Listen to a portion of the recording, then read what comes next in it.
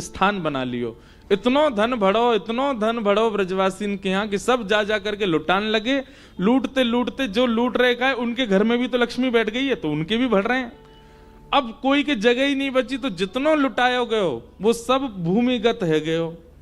जैसी भूमिगत भयो तो पूरे ब्रजमंडल की परत सोने चांदी हीरे जवाहरात और ब्रज की रज से मिश्रित है गई। अब रमा क्षमा दोनों एक है गई। बोले अब बढ़िया है, अब जब भी ठाकुर जी घुटमन चलेंगे या पामन से चलेंगे तो रमा क्षमा दोनों उनको सुख प्रदान करेंगे। या मारे रमा क्रीडन मभूम्र पर, या हमारे नंद बाबा के कोष में इतनो धन आ गयो, या हमारे ब्रजवासी के यहां इतनो धन आ गयो। एक बात सुनेंगे,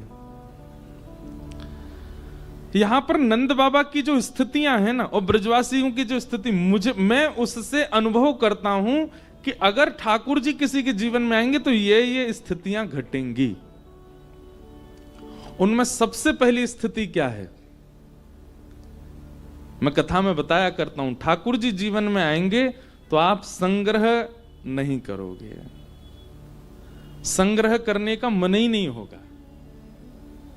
संग्रह की जब तक इच्छा चित्त में व्याप्त है तब तक ये बात मान लीजिए, लिख लीजिए, ठाकुर जी नहीं मिले हैं अभी। ठाकुर जी जब आएंगे तब इच्छा क्या हो जाएगी, प्रदान करो, जितना हो सके दे दो, जितना हो सके लौटा दो, जितना हो सके कहीं खर्च कर दो, किसी को प्रदान कर दो। जब ठाकुर जी जीवन में आएंगे ऐसी स्थिति बन जाएगी। महापुरुषों को देखो आप, उनको आप कुछ भी प्रदान करो वो दुगना करके उसको कहीं व्यय करवा देते। क्यों? भगवत प्राप्त है। भगवत प्राप्त व्यक्ति का ये प्रथम लक्षण होगा, वो संग्रह नहीं करेगा, इकट्ठा नहीं करेगा। और यदि इकट्ठा किया भी है, कहीं से ले भी लिया है, तो कहीं ना कहीं वो भगवत कार्य में ही उसका व्यय कर देगा, ये उसका स्वरूप होगा। हमारे वृंदावन में जिन्होंने श्री बिहारी जी को प्रकट किया, स्वामी श्री हरिदास जी महाराज, बिहारी जी के चरणों से नित्य सोने की मोहर प्रकट होती थी। स्वामी श्री हरदास जी को जब ये बात पता, जब बिहारी जी आए तो सोने की मोहर प्रकट होने लगी चरणों से, तो स्वामी जी बोले क्या करें, हम तो भजनानंदी, ये सोने की मोहर प्रकट करके ठाकुर जी हमको भजन से विचलित कर देंगे। तो उन्होंने क्या किया, जितनी मोहर प्रकट होती उससे 56 भोग सामग्री बनवाते, और 56 भोग सामग्री बनवा करके विभाजन करते। जलचर यमुना जी के जितने भी मछली आदि उनको बांट देते। थलचर तो जितने भी ब्रजमंडल के थल पर रहने वाले, पृथ्वी पर रहने वाले जीव जंतु उनको बांट देते, और आकाश में विचरण करने वाले पक्षियों को बांट देते। उसके बाद जो अंश बचता वो वैष्णव ब्रजवासियों में बांट देते। उसके बाद जो अंश बचता वो अपने संग रहने वाले परिकर सेवकों को बांटते। उसके बाद जो अंश बचता वो दर्शनार्थी जो बाहर से आए उनको बांट देते। स्वयं क्या पाते, 56 भोग बना करके एक खीर में कुशा बोरते, उस कुशा में जितनी खीर आ जाती है उसको मुख में ले लेते। बस इस स्वामी श्री हरदास जी का स्वरूप। केवल धन की बात नहीं हो रही है, सर्वांगीण स्थिति से आप त्याग, एक अलग बात होती है। त्याग जिस वस्तु का किया जाता है उसको पुनः स्वीकार नहीं किया जाता। त्याग एक अलग विषय है, त्याग की बात नहीं हो रही है यहां पर बांटने की बात हो रही है, यहां लुटाने की बात हो रही है। वस्तु ले तो रहे हैं पर लेकर के उसमें कुछ अपना अंश जोड़ करके उसको व्यय कर देते हैं, उसको बांट देते हैं। ऐसी स्थिति यदि मन में प्रकट होती जा रही है, समझो अब ठाकुर जी आ गए। ठाकुर जी जीवन में आएंगे, संग्रह की स्थिति नहीं रहेगी, आप संग्रह नहीं करोगे।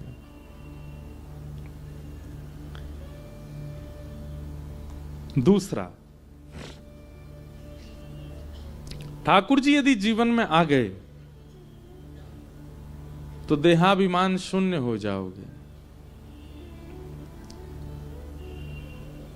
कब सो रहे हैं, कब खा रहे हैं, अभी हमारी प्रायोरिटी क्या होती है, अभी प्रायोरिटी में कहीं ना कहीं सोना है, अभी प्रायोरिटी में नाश्ता है, अभी प्रायोरिटी में भोजन है, अभी प्रायोरिटी में संध्या भोजन है।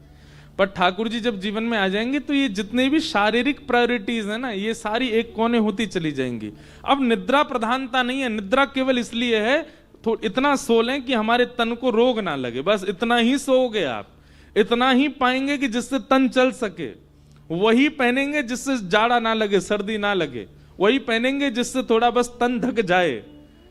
बहुत व्यवस्थित रहने की स्थिति नहीं रहेगी, ठाकुर जी जीवन में आ जाएंगे।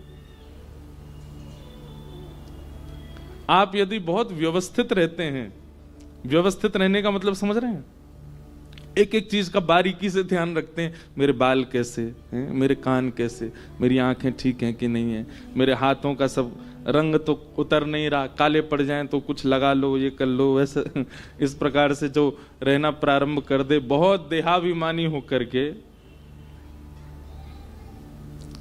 कहीं ना कहीं भगवत प्राप्ति में कोई अभी दूरी है, आप देहाभिमान शून्य हो जाओगे।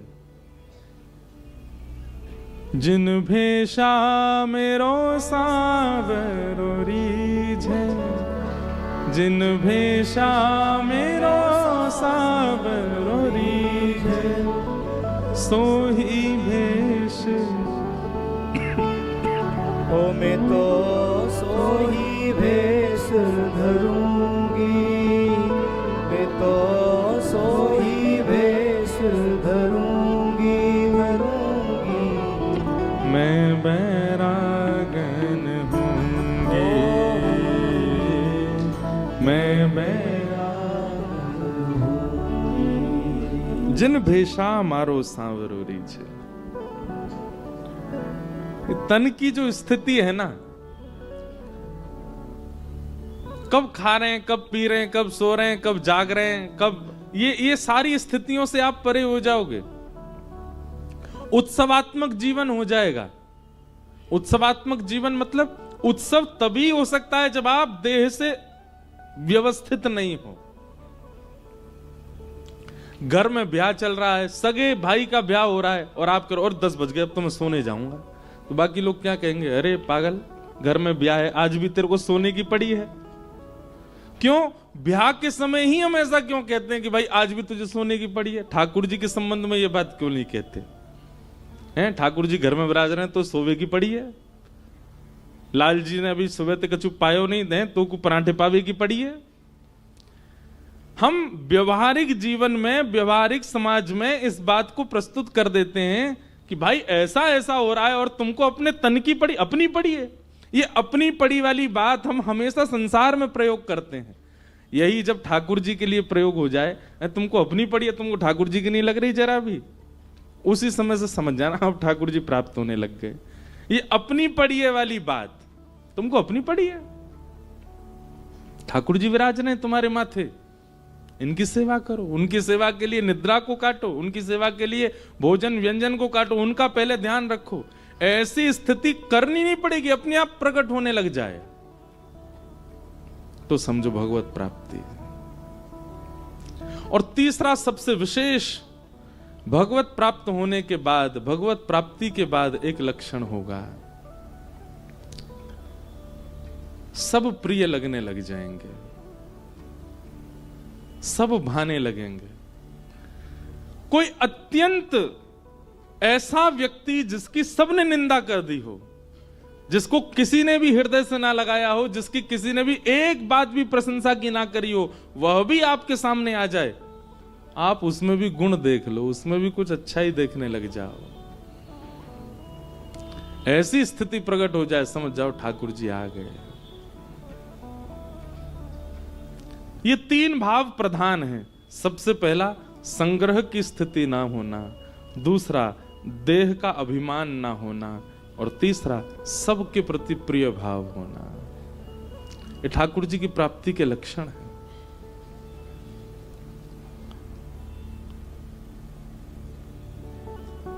नंद जी के आत्मज उत्पन्न हुए, सब ब्रजवासी नाच रहे हैं, गा रहे हैं, आनंद मना रहे हैं। अवाद्यंत विचित्राणी वादित्राणी महोत्सवे, ऐसे ऐसे वाद्यों को बजा रहे हैं जो वाद्य हैं ही नहीं, यही होता है उत्सव में।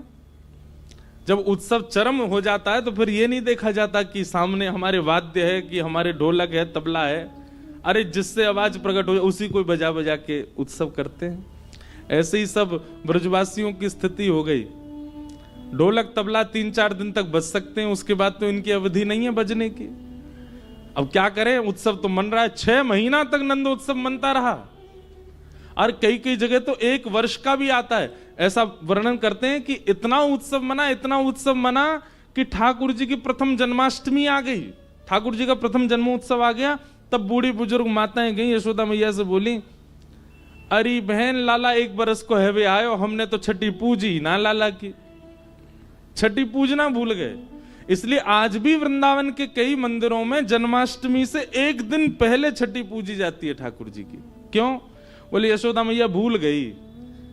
तो लाला जब 1 बरस के हवे वारे वहां से 1 दिन पहले छठी पूजी, या मारे सप्तमी के दिन ठाकुर जी की छठी पूजती, भादों की सप्तमी को। नाथद्वार में भी यही नियम है, और वृंदावन के भी कई मंदिरों में भादों की सप्तमी को छठी पूजती है और अष्टमी को जन्माष्टमी होती है। जन्मोत्सव होता है लाला का। किस भाव से? बोले यशोदा मैया भूल गई लाला की छठी पूजनो, इतना उत्सव मना। 2-4 दिन तक तो ढोल नगाड़े सब बजे। अब कहा करें, अब कहा बजाएं? तो कोई अपने हाथों से कोई स्वर निकालने लगा, कोई अपने गालों को बजाने लगा, कोई साज मिल जाए, कोई आवाज निकालने वाली कोई भी वस्तु मिल जाए, उसी पे ही डंडा से बजा रहे हैं। नंद घरानंद भयो जय कन्हैया लाल की। हमारे नाना जी एक बात कहते, बोले लाला बड़े बड़े पेट वाले लोग डोल रहे। ग्वाल बाल बोले अरे इतना बड़ो पेट लेके डोल रहे, कहा करोगे? बोले लेट जाओ, यही को ढोल बना के बजा में। कोई बिना बार बार डोल लो। सुबह से बोले ऐसी चिकनी चांद लेके डोल लो है, चल हमें अपने कंधा पे बैठा ले, तेरे सिर ही बजा लेंगे। और वे लोग भी मान नहीं करते, वे लोग भी अपना अपमान नहीं सहते। नंद के लाला भयो भैया जैसे तुम्हारा मन हो वैसे करो। अवाद्यंत विचित्राणी वादत्राणी महोत्सवे, ये महोत्सव का स्वरूप है। महोत्सव में एक दूसरे की टांग खिंचाई होती है, कोई बुरा नहीं मानता, सब एक दूसरे इसी प्रकार करते हैं। सब नाच रहे हैं, सब गा रहे हैं। बड़े भागते यशोदा मैया ऐसो सुत तन जायो, बड़े भागते यशोदा मैया ऐसो सुत तन जायो।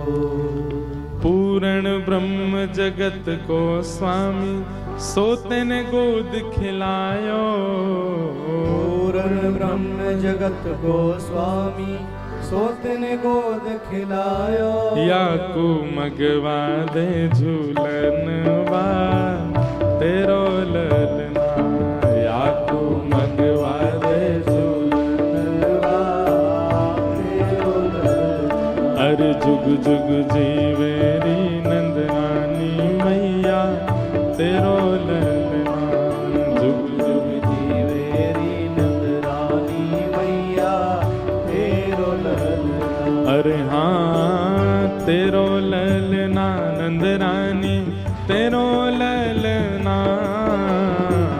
तेरो ललना नंदरानी तेरो ललना।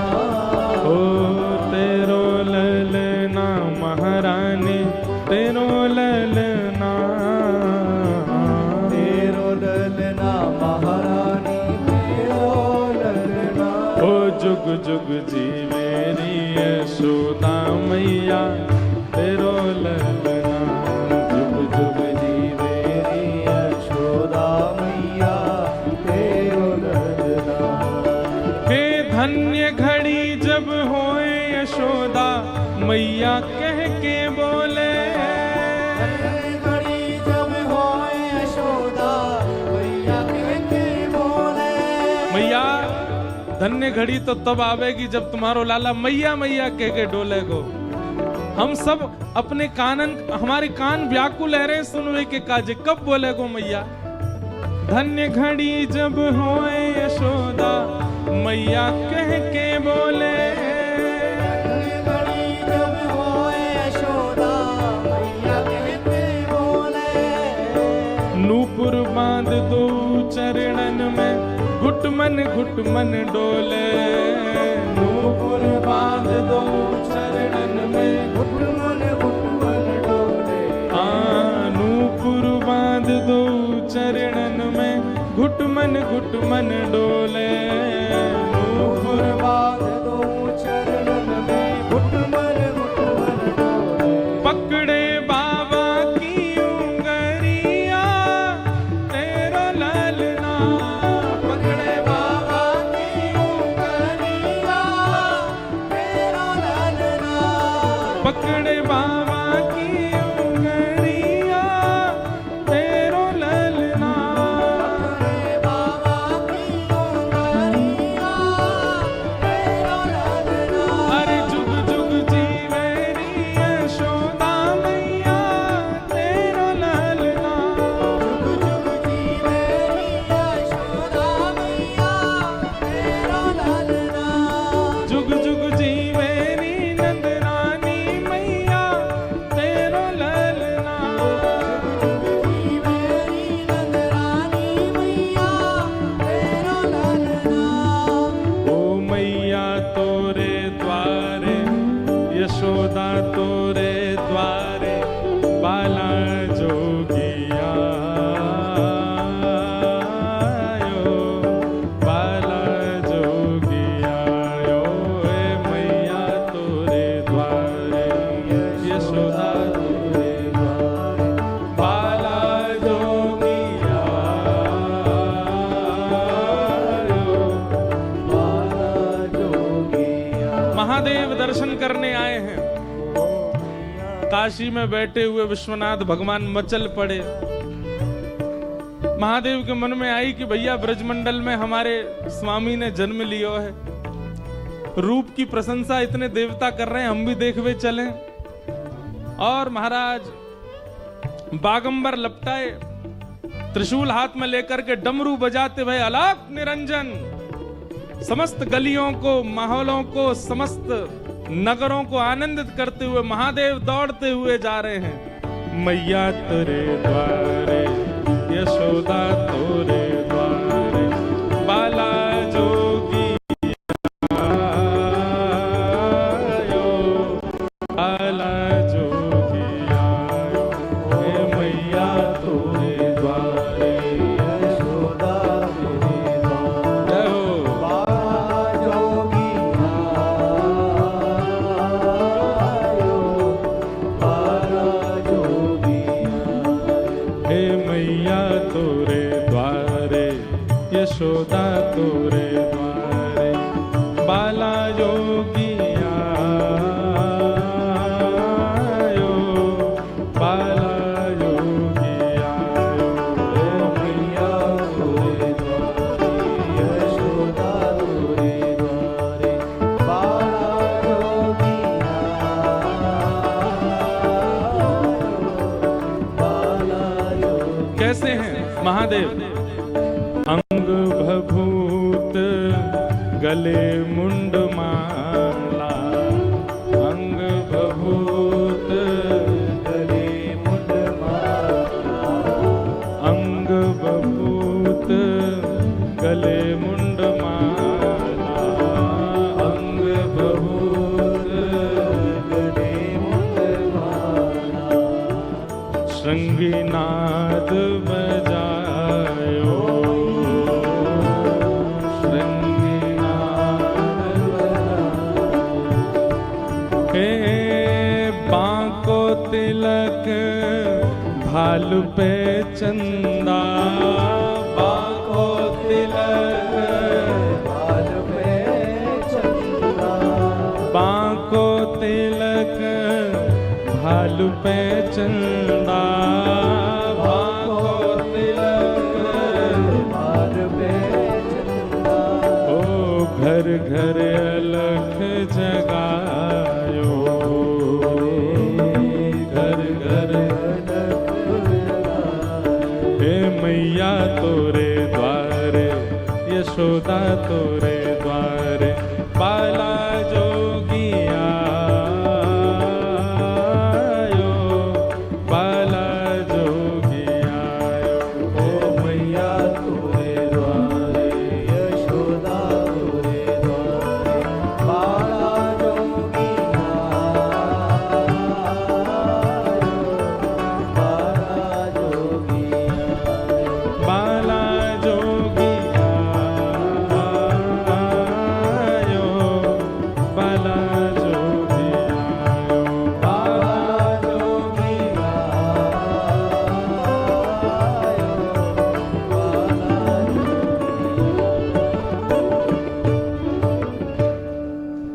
ब्रजमंडल आनंद उत्सव मना रहा था। मन में भाव आया, पहले पूतना आई, पर हम पूतना को क्यों बुलाएं, काशी में आए हैं तो पहले महादेव जाएंगे। महादेव गए दर्शन करने के लिए। ऐसा सुंदर त्रिपुंड, और महाराज पूरे अंग पे भभूत लगा करके मणिकर्णिका घाट की बागंबर लिपटाए महादेव पहुंच गए सीधे वृंदावन। वृंदावन जाकर के कुछ सखी से बोले, हम भविष्य कथन करने वाले हैं, हमने सुनी है यहाँ के राजा जो नंद बाबा उनके लाला भयो है, नहीं जाके उनको समाचार दो। गोपी ने जाकर के कही, बोले मैया द्वार एक जोगी आयो दर्शन करवे और कह रहा है कि बहुत बड़ा ज्योतिषाचार्य लाला को भविष्य बताएगो। यशोदा मैया का स्वभाव है कि पहले जो भी आवे उसको पहले देख लेती हैं। कई जगह तो हमारे ब्रज के साहित्यों में ऐसा वर्णन है कि 6 महीने तक तो लाला को मुख ही नहीं दिखाया और मैया ने कोई है हृदय से लगाई रही। 6 महीना बाद जब ब्रजवासी रोने लगे, नंद बाबा से शिकायत करी, बोले देखो मैया कैसी, हम यहाँ नाच रहे हैं, उत्सव मना रहे हैं, मोहिना दिखावे लाला को, मिलवावे ही ना लालाते। तब नंद बाबा ने जाकर के यशोदा मैया से कही, तब अटारी पे जाके मैया ने केवल लाला के पाम दिखाए, चरण चरणन ते चद्दर हटाई, बोले देख ले, मुख तब भी नहीं दिखाए हो। मैया अपने हृदय से लगाए घूमते लाला को। गोपी ने आगे कही, बोले बहुत बड़ो ज्योतिषी आयो है, लाला के काज गंडा बनवा लेंगे। मैया बोली पहले दिखाओ कौन है। अटारी से मैया ने जैसे ही देखी महाराज महादेव का रूप देख करके, जब सासू मां मूर्छित हो गई थी स्वयं की, तो और लोगों का तो क्या ही हो। जैसे यशोदा मैया ने देखी, हेरी तू बाबड़ी है गई है, कौन है पकड़ लाई है, क्या के पास लेके जाऊंगी मैं लाला है, या को रूप देखी हो, गले में सांप पहन के डोल रहा है। अच्छा ठाकुर महादेव को जब अपना श्रृंगार विशेष करना होता है तो वैसे तो एक ही सांप रहेगा, लेकिन जब विशेष श्रृंगार करते हैं तो विशेष सर्प जाते हैं महादेव के संग।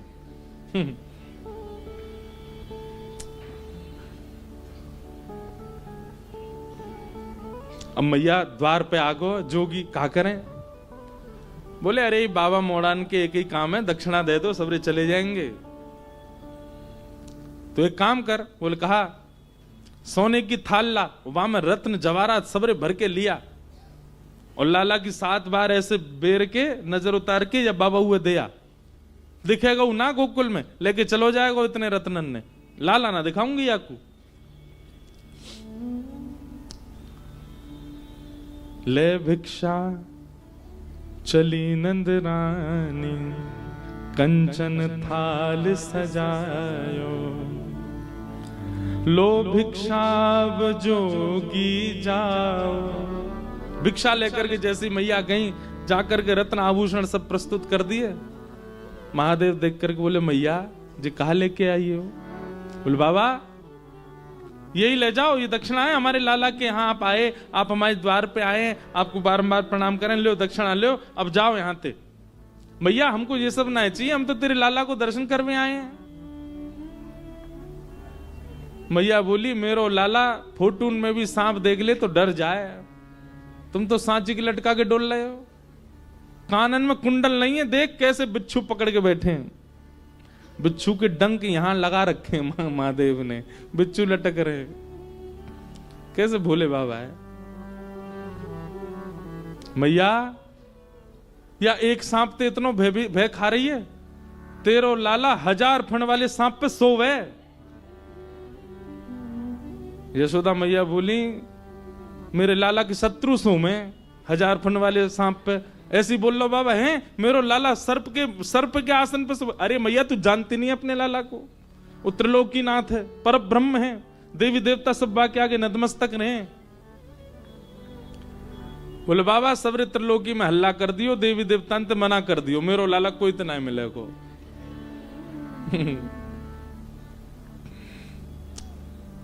महादेव बोले ना चाहिए तेरी दौलत भिक्षा, ना चाहिए तेरी दौलत, ना ये कंचन माया हो मैया, ना ये कंचन माया, तेरे लाल को दर्श करा दे मैया, तेरे लाल को दर्श करा दे मैया। मैं बड़ी दूर ते आयो हो मैया, बड़ी दूर मैया काशी ते चल के आया हूं, बहुत लंबो समय लगो मैया, कछु ना चाहिए, बस अपना लाला दिखा दे मुझको।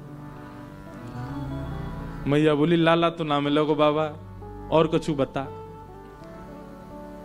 महादेव ने थोड़ी अपनी भ्रगुटी टेढ़ी करी, त्रिशूल गाड़ दिया और बैठ गए।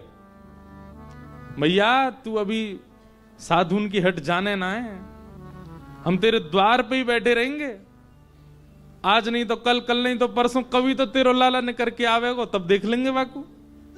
और ऐसी समाधि में जाऊंगा, ऐसी समाधि में जाऊंगा कि प्रलय भी मुंह को हिला नहीं पावेगो यहां से। और महादेव त्रिशूल गाड़ के वहीं बैठ गए और जैसे नेत्र बंद करने लगे, मैया बोली बाबा बाबा तब मैं बाद में जाइयो, एक बात सुन ले। बोले कहा, लाला मुंह को घर में भी बूढ़ो करनो आ जाए, बाहर नहीं आवेगो। तू साधुन की हट कर रहा है, मैं त्रिया हट जानू। लाला को भीतर ही ब्याह कर दूंगी, भीतर ही बूढ़ो कर दूंगी, भीतर ही बालक है जाएंगे वाके, तो नहीं मिलाऊंगी। तू बैठ जाए यहां पे। महादेव के नेत्रों में आंसू आ गए। अरे मैया हम कोई हट नहीं करेंगे, हम चले जाएंगे, एक बार बस अपना लाला दिखा दे। बोले बाबा तू जो मांगेगा सो दूंगी, लेकिन लाला नहीं दूंगी। महादेव के नेत्र सजल हो गए। 33 कोटि देवता आकाश से देख रहे हैं, सबके नेत्रों में अश्रुबिंद है। अरे यशोदा, सूरदास जी तो पद लिखते हैं, हे यशोदा मैया धर्म ही ते पायो, नीके राख यशोदा मैया, नारायण घर आयो। अरे मैया तेने कौन से पुण्य किए, तेने कौन से ऐसे सत्कर्म किए, साक्षात नारायण तेरे यहां लाला बन के आए। महादेव बोले मैया नहीं कराओगी दर्शन। यशोदा मैया बोली नहीं कराऊंगी, और कुछ चाहिए तो बता। महादेव दूर एक वृक्ष के नीचे जाकर के बैठ गए और नेत्र बंद करके, बंधुओं देखो क्या महादेव सर्व सामर्थ्यवान नहीं है, वे सब कर सकते हैं। उनके आगे पीछे ऐसी योगनी शक्तियां चलती हैं कि वो महादेव विचार करें वो प्रस्तुत होता है। पर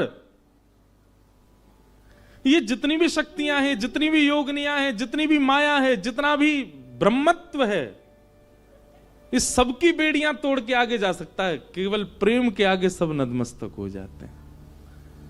प्रेम से आगे कोई नहीं जा सकता। यशोदा मैया का प्रेम है, ब्रजवासियों का प्रेम है।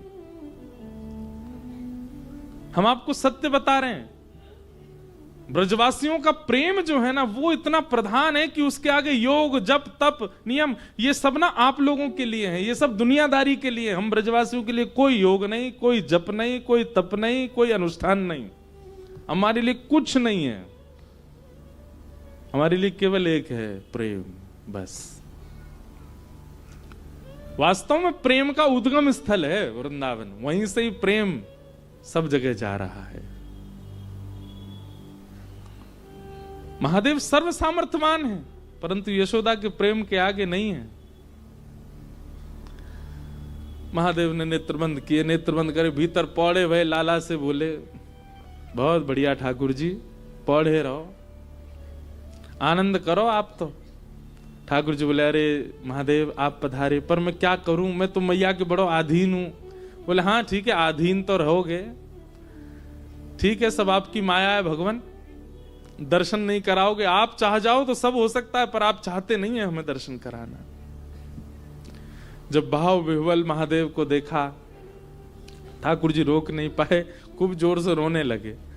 यशोदा मैया ने खूब शांत कराए, ठाकुर जी शांत नहीं हुए। गोपियां सब लिए खिलौना झुंझुना दिखा रही हैं, लेकिन ठाकुर जी शांति नहीं हो रहे। दूध पिवा दियो, जल पिवा दियो, ठाकुर जी को रोनो बंद नहीं हो। नील मणि लाल मणि बन गए, रोते रोते ठाकुर जी लाल पड़ गए, गाल लाल है गए, महाराज माथो लाल पड़ गए। यशोदा मैया की घबराहट शुरू। तभी एक गोपी बोली मैया सुबह तो कोई आयो का घर पे, कोई की नजर लग गई है का लाला को? बोले नजर को तो कोई तो मिलवायो नहीं मैंने लाला, लेकिन सुबह तो एक जोगी बैठो द्वार पे, बोले मैया मुझे दर्शन करा लाला को। मैया बोली मैया बस भाई जोगी नहीं कोई तंत्र मंत्र कियो भारत। बोले मैया तू अपनी गोद में ले जा लाला है, लेकिन वह जोगी को दर्शन करा दे। मैया ने जोगी बुलवाए भीतर, महादेव बैठे हैं बिल्कुल अपने ध्यान में। तुरंत गोपी आई और गोपी आकर बोली अरे बाबा चलो यशोदा मैया बुला रही हैं। महादेव बोले यशोदा मैया तो कह दो समय ना हमारे पास, इतनी देर तक हम द्वार पे खड़े रहे तब तो मिलवाया नहीं, अब बुला रही है भीतर, जरूर कोई आफत आई होगी। अरे बाबा तुम तो देखो कैसे सुंदर कैसे भोरे हैं, कैसा तुम्हारो स्वरूप, बाबा खूब बढ़िया आतन की रोटी बना के पवावेगी यशोदा मैया, चलो भीतर। महादेव बोले अब हमारी कुछ शर्तें, पहले तो केवल दर्शन करना था पर अब हमारी शर्त है। क्या? यशोदा का जो लाला है वो हमारी गोद में देना पड़ेगा। हमारी गोद में आएगा, हम उसको थोड़ी देर खिलाएंगे, थोड़ी देर उसके संग नृत्य करेंगे, थोड़ी देर जब आनंद हो जाएगा तब दे के जाएंगे। पहले तो दर्शन में ही हम जा रहे थे दर्शन करके वापस, पर अब हमारे भाव बढ़ गए, अब हम गोदी में खिला के जाएंगे। मंजूर हो तो बताओ।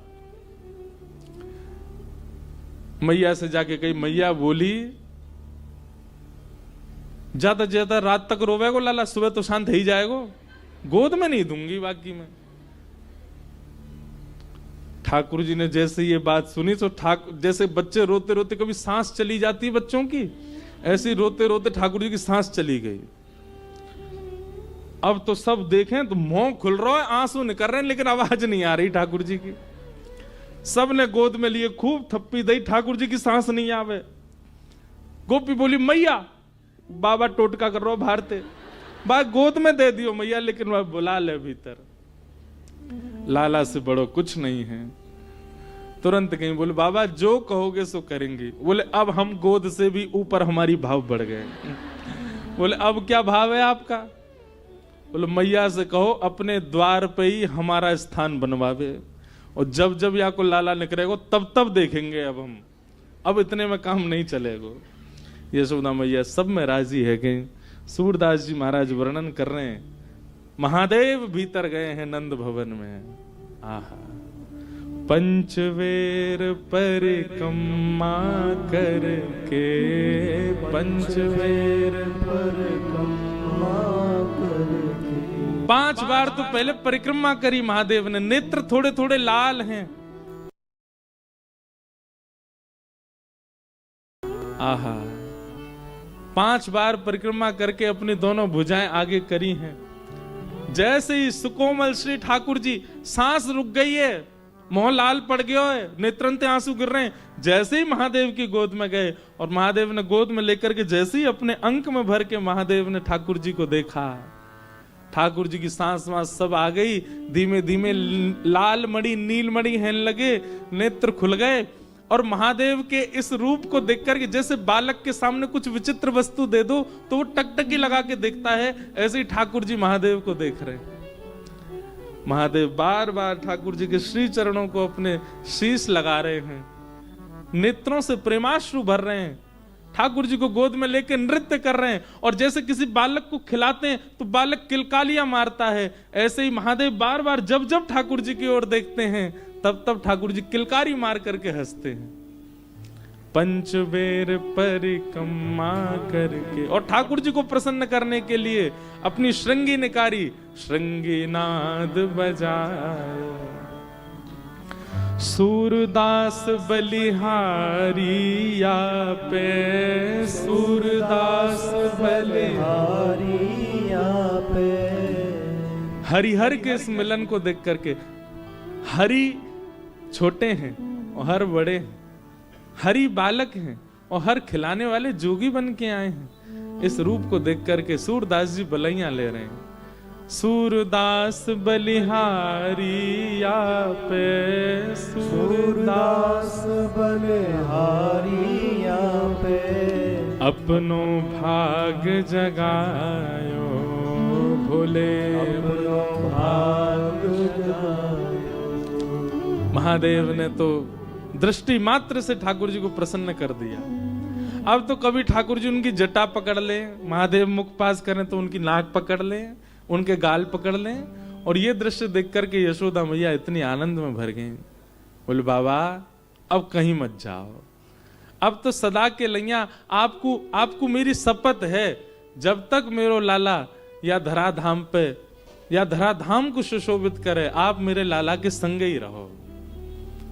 महादेव आज्ञा दे करके गए। बोले मैया तुम्हारो लाला जहां जहां जाएगो अदृश्य रूप से मैं आके संग ही रहूंगो। हमारे ब्रज में जहां भी श्री कृष्ण ने लीला की है, हर स्थान पर महादेव का एक मंदिर विराजमान है, हर जगह महादेव संग ही हैं। समस्त लीलाओं में ठाकुर जी साथ में हैं। नमः पार्वती पते हर हर महादेव। वृंदावन में गोपेश्वर, नंदगाम में नंदीश्वर, और मथुरा में भूतेश्वर, गोवर्धन में चकलेश्वर, सब जगह महादेव विराजमान है। ऐसे महादेव ठाकुर जी के प्रति प्रेम प्रकट कर रहे हैं।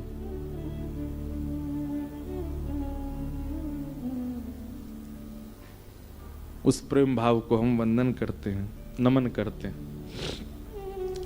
पूतना नाम की राक्षसी, कंस ने उसको भेजा है, जाओ 84 कोस में मेरे शत्रु कृष्ण को ढूंढो और उसका वध करो।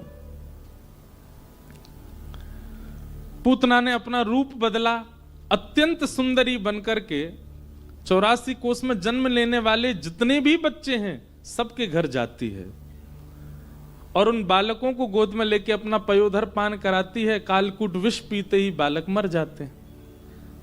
ऐसे करते करते पूतना जैसी गोकुल पहुंची, कहते हैं पूतना इतनी सुंदर बन के आई कि सब उसके रूप को देखने लगे। भजन में सबसे पहले बाधा के रूप में पूतना ही आती है। पूतना माने अविद्या, पूतना माने अज्ञान। भजन में, किसी भी साधक के भजन में सबसे पहले उसके भजन को नष्ट करने के लिए पूतना आती है, अविद्या और अज्ञान के रूप में। अज्ञान किसे कहते हैं? आप भगवत भजन करते हैं, आप कथा श्रवण करते हैं, आप ठाकुर जी की सेवा करते हैं और उसके बावजूद भी आपका विश्वास अपसगुनों पर है, ये एक प्रकार का अज्ञान है। आपने कथा कराई, अब कथा जिस दिन विश्राम हुई उसी दिन शाम कोई ऐसी घटना हो गई या परिवार में या आपके व्यापार में, सो आपके मन में क्या आया? कथा कराई थी तब से ही हो रहा है। ये एक प्रकार का अज्ञान है।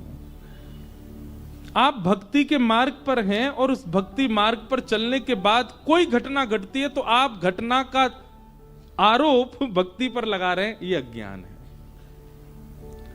महाराज जी पहले तो हम बहुत बढ़िया थे, जब से हमने गुरु दीक्षा ली है हमको लगता है हमारे गुरु जी अच्छे नहीं है, तभी हमको इतनी पीड़ा, बुखार ही नहीं उतरता हमारे घर में ये होता है ये होता है। ऐसा क्यों?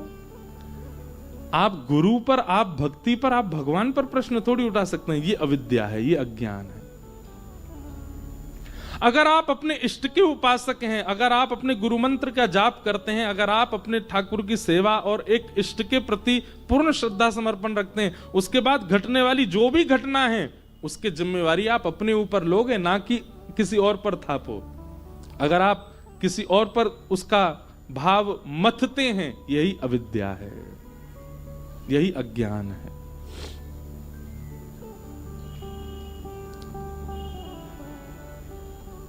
ब्याह में गई थी हमारी बेटी, तब से इसको कुछ हो गया है। ये अपसगुन उन लोगों को होते हैं जो भगवत भाव में व्यवस्थित नहीं है। कभी कभी मेरे मन में एक बात आती है, भगवान भागवत जी सब मंगल करें, पर लोग कहते हैं हम पे किसी ने कुछ करवा दिया, हमारे ऊपर किसी ने कुछ बांध दिया। तो आपको पता, हमको हजारों लोग